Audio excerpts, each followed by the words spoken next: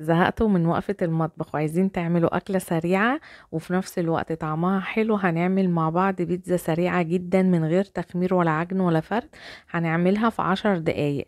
تنفع معاكي فطار غدا عشاء، وتنفع معاكي كمان سندوتشات للمدرسة. ولو أول مرة بتشوفيني، أنا مطبخ يسر. يلا اعملي اشتراك وفعلي الجرس عشان يوصلك مني كل جديد. ويلا بينا هنبتدي. أول حاجة هنا معانا يعني دوت كده عيش فينو. انا قسمت كده الرغيف زي ما انتوا شايفين، فتحته وهبتدي ان انا هقسمه معاكم كده. وبعد كده هقسمه تاني على 2. انت حابة تقسميه كده تاني ممكن، مش حابة وتخليه زي ما هو كده عادي، مفيش مشكلة. او ده كده شكله.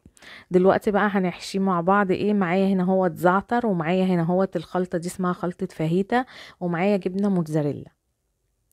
الحشوة بسيطة جدا وما فيهاش اي حاجة. هبتدي كده هاخد بقى الجبنة الموتزاريلا كده وحطها في العيش.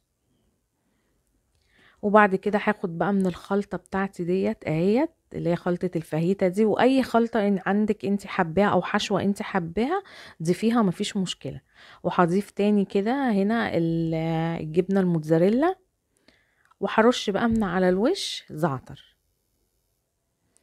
بسيطة جدا وما فيهاش اي حاجة. بصوا ده كده شكلها. هبتدي بقى ان انا هرصها كده في الصاج. وهعمل بقى كل الكمية كده بنفس الطريقة. بصوا برضو هنا هوريك واحدة تاني بتحطي عليها هنا هوت كده الجبنة الموتزاريلا، وبعد كده بتحطي عليها الخلطة. دي جميلة جدا والطعم بتاعها بصراحة في منتهى الجمال. وتعتبر بيتزا سريعة قوي. بس وممكن بقى يعني بتعمليها كده وحسيتي بتقع منك الحشوة، تضغطي عليها كده بايديكي. بس كده انا خلصت كل الصاج كده اهوت معايا زي ما انتوا شايفينه كده. وكنت مولعه الفرن الشوايه بس. بتحطيها تحت الشوايه بس، طبعا بتلاحظيها بين الوقت كده والتاني ما بتاخدش معاكي وقت خالص. وهتطلع بقى معاكي بصي بالجمال ده. يعني دي اسرع بيتزا ممكن تعمليها وللولاد، والولاد اتبسطوا بيها جدا. والعيش ولا نشف ولا اي حاجه، يعني هو نشف حاجه بسيطه جدا. يعني قرمشه بسيطه قوي، فيه برضه عطياله طعم جميل قوي. وهنضيف بقى عليها ممكن كاتشب ومايونيز كمان لو انت حابة. وما كلفناش يعني كتير قوي يعني، وعملت كمية حلوة بيه.